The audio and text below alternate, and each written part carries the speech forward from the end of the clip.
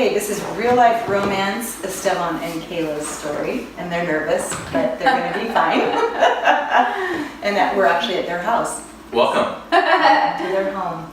This is where the college group meets every Tuesday. night. Yep, 6:30. Yes. Come on out. Okay, so we'll just jump right in. First Okay. question is, how did you guys meet? Kayla? Well, you're my brother's best friend. That is true. So Still in. Yes. Yes. So the first time I remember meeting you was probably We were young. I remember inviting you to my 13th birthday party. Aww. And That's you didn't great. come. I don't remember that at all. I just You remember didn't seeing come. photos. That's all I remember.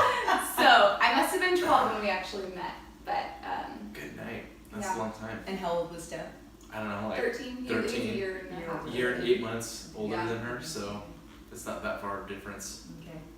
So, but I think we met at coffee house at church. We used to do like, how do you explain coffee house? Like an outreach. Yeah, an outreach, and Yeah. there was like music and games, and I don't know who invited you, but you were there. Yeah, I remember I was never a part of church at all, and in fact, it's kind of a funny story. I remember one of these guys was like, "Hey, there's some like Christian thing going on at the auditorium," and we were like saying that as like a joke, like let's go make fun of it. And so we went to the auditorium, and one of the guys that was there, he was debating if God exists, and I wanted to get on it too. I really was like adamant that this wasn't something that could have been true, and so I remember I was speaking with this one guy, and he was just challenging every little argument that I had, and I was like, I couldn't come up with an answer. And at the end of it, he was like, let's go to this thing. It's called Coffee House. There's free pizza and coffee. And I was all about that food. So I went to this coffee house thing, and I remember seeing one of my friends that I hadn't seen in a very long time. His name was Brandon. He's my best friend, her brother. And we met up there. And I remember seeing Kayla for the first time. It's vividly stuck in my brain. She was sitting there like across the way, and she was writing on a whiteboard, Coffee House. And she had crimped hair, and she was writing Coffee House on there, and she wasn't looking at me or anything. I was like, oh, that's Brandon's sister. So yeah, that's the first time I remember ever thinking about you. So yeah. Mm-hmm. Okay, and so you start hanging out with the same friendship group. Yeah. So you liked Coffee House, this is cool, maybe I'll come back, that kind of thing? Okay. 2 years before that story occurred, I remember being invited to a church service and accepting Christ, and saying like, oh yeah, this is something I want to do. I got a Bible and I was going to read it every day, and I just never got plugged into a church, and I fell back down by the wayside in sin, and it started becoming a thing where in order to like relieve myself of my sin, I would think that God doesn't exist. And in the back of my head, I knew that was a lie, just so I wouldn't have any accountability. And I didn't know how to have accountability. I wasn't in the Word. I wasn't surrounded by a body of believers. And so when I went to First Baptist Church here, it was amazing. It was like it was the gap that needed to be filled. So I started hanging out with people that were Christians and that knew Christ, that knew the Bible, and I started asking a bunch of different questions, and it was great to see how that relationship grew. And with Brandon, my best friend, we would hang out all the time, and we'd go up and hang out at their house. It was just like way far away in the country, and so we would go up there and hang out, and there would be Kayla. Kayla would be there. Not like she'd be wanting to hang out with us, but it's just like you're in the same house. It's inevitable, right? And Brandon and I were close, so. Yeah, you're close. Oh, yeah. Too. And I had the hugest crush on him. Yes. Always. Yeah. Like the first time I saw him, I thought he was the cutest boy I'd ever seen, and Thank you. you still are. Hear But that, I always had a huge crush on him, but obviously I was like 12 and never would have dreamt of telling him that. But You were 12. when we met, I was 12. Good. Because I just remember inviting you to my 13th birthday party. We went to the beach. Yeah, you were That's 12. right. Yeah. Went to the beach. And I wasn't like, I just invited you because you're Brandon's friend and Brandon was going to be there. So How did I not get the memo? I would have gone. I mean, Doesn't matter. maybe I told Brandon to invite you. I don't know. Anyway, so yeah, I had a big crush on him, but I never would have told him. Okay, so then when was it like, I kind of like him, or I kind of like her, and like, how old were you then? I think for Kayla it was immediate. Yeah. Hey, you should have seen it. Yeah. That's hot stuff, man. Back in my 13-year-old self. In all reality, in all seriousness, I think it was. I think whenever we would hang out, I realized like she was so nice. Like she was super nice, super kind, and she laughed at everything that I said. I'm a huge comedy guy. I'm not sure if you picked up on that. I like to have a good time. So even when I was younger, I would just spew out jokes, and it was a way for me to like really enjoy myself and others around me. And she would just crack up at all my jokes, and I really like that. I don't know. And she was super pretty too. So I was like, Good package. okay, but she, it's my best friend's sister, little sister. Yes. I can't be doing that. And there's the bro code. You can't cross that line, folks. And so once you cross that line, and I knew this in my brain, I'm like, you can't do that. So I had to have a talk with Brandon. I was like, Brandon, I like your little sister, man. I do, and I'm sorry, but I do like her. This is after a while too, right? Yeah, like, this is like a year After you plus, couldn't a stop, while, after right? You couldn't stop feeling this way. Oh yeah, it's like I can't. I gotta do. I gotta be respectful to my man. So it's like, dude, I like your little sister, and he's like, I'm so glad that you do, because I know that other people out there would be, whatever. So. Not great. Aw, Brandon. So he gave me his. I remember that. I'm not sure if you remember that, Brandon. But, yeah, that's pretty much it. Okay, so then you had a conversation with her father. Yeah, shortly after. Did you know this was happening, Kayla, when you went to talk to your dad about it? We obviously liked each other. Okay, Like, I guess let's go there first. How did you say, I like you, I like you? He held my hand. Ooh. Yeah. That was like the first. Yeah, that was like the first official. But you know the game. we do, obviously. Like obviously we like each other.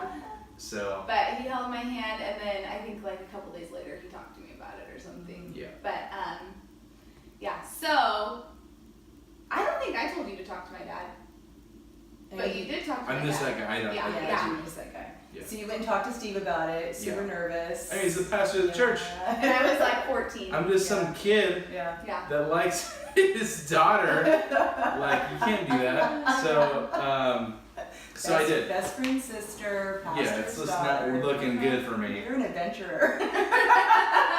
I liked her, so I'm like, yeah. I mean, I had to do something about it.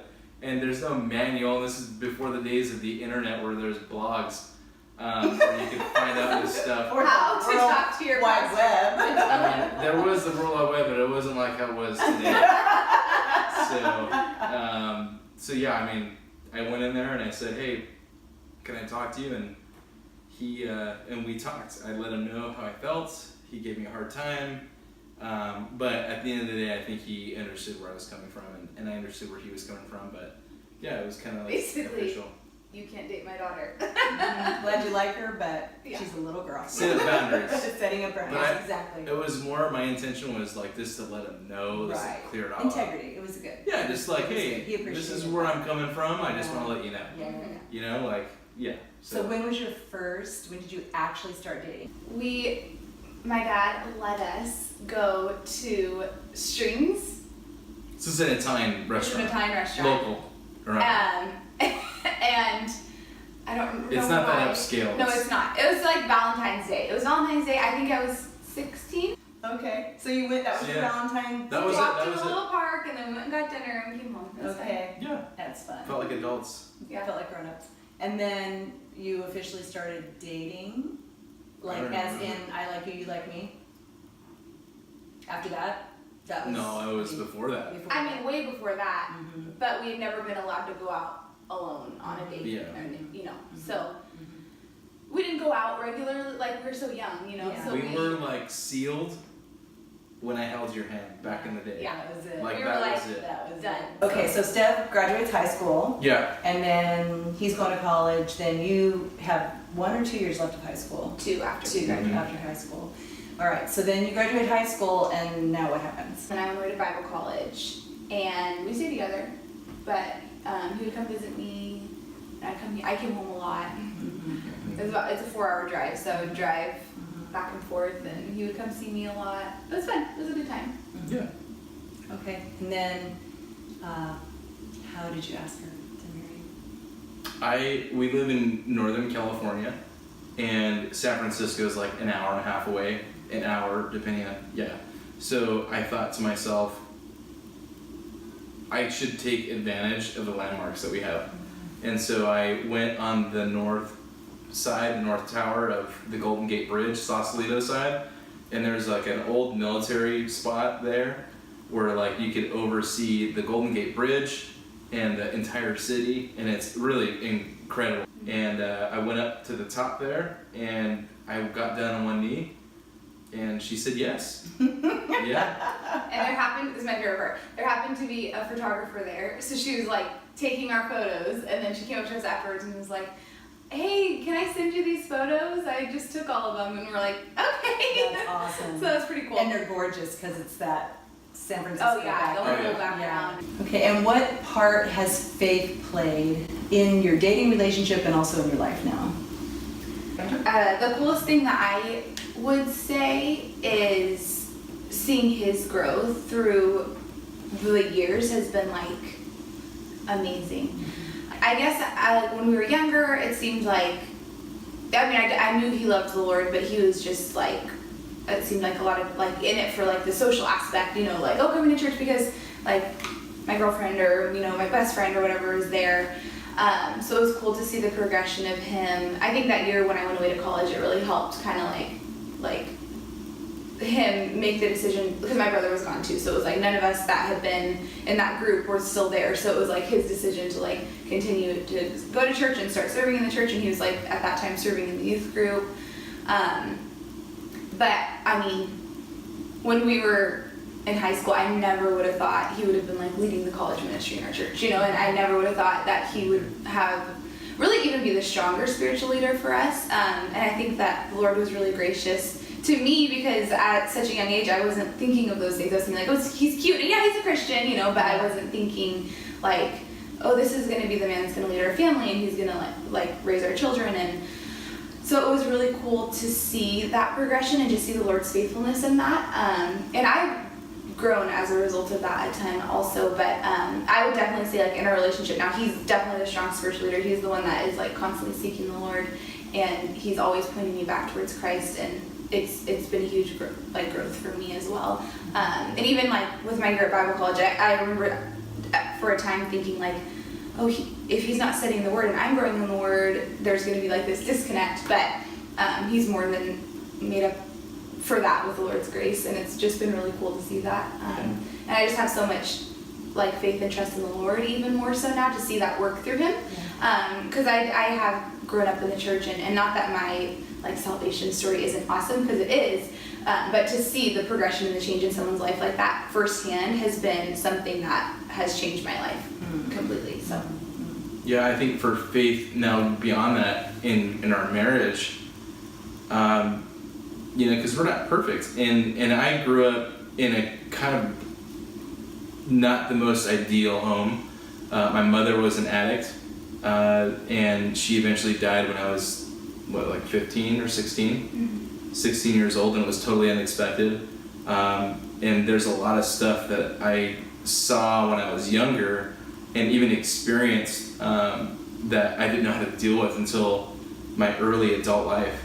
And I always put on a happy face. I was always like the funny guy, but there was a lot of stuff brewing inside.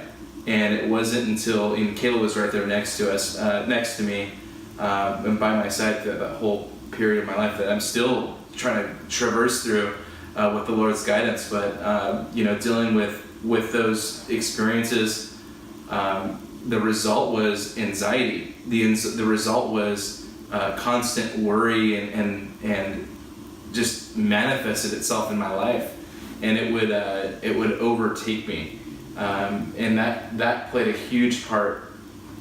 Faith, when you asked what faith has played in our relationship, faith in Christ alone has been the most successful part of our lives in general. That's the only thing that's gotten us through, my trials. That's the only thing that gives us sure salvation, and that's the only thing that gives us true joy and happiness. So, like how you mentioned, like seeing the progression, and that progression, Lord willing, is still going. But yeah, the faith piece is key in really unlocking and unleashing God's truth in your life. So yeah, that's pretty much it. That's great. And then lift the mood a little bit. What's your song? Say it on 3. Ready? Oh my gosh, I have no song in my mind. Ready? 1, 2. I can't think of one. That one song? Oh, the song we danced to at our wedding. That would work. Okay. Better Sure. Together by Jack Johnson. Yeah. Yeah. Yeah, I always think of you guys when I hear Yeah. that song. Yeah, that is our song. From now on, that's their song. That's our song. Got it. All right, well, thank you for letting me share your story in real life romance and for sharing it with everyone on this video. It's super fun.